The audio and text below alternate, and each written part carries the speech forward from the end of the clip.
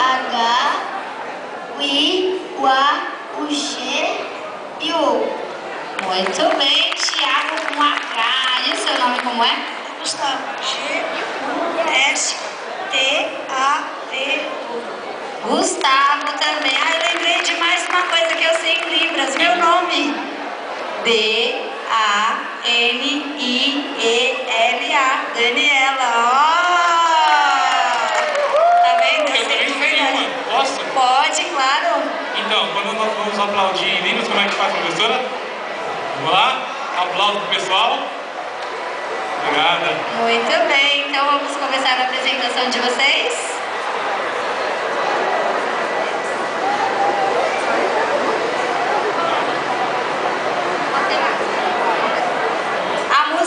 Vamos ver se vocês conseguem adivinhar qual que é a música que eles estão cantando através dos símbolos, através da gesticulação deles, certo? Vamos lá então, tudo bem.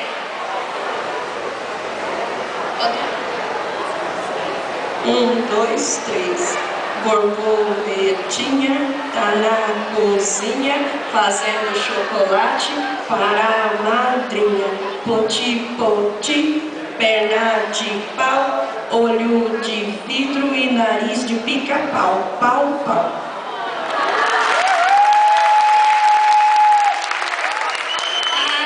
Tá errado.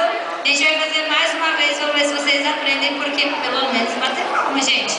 Nada de bater palma aqui, não. Vamos ver se vocês acertam. Vamos fazer mais uma vez a borboletinha para ver se eles acertam as palmas, certo?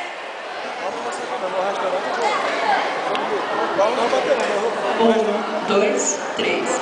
Borboletinha tá na cozinha fazendo chocolate para a madrinha.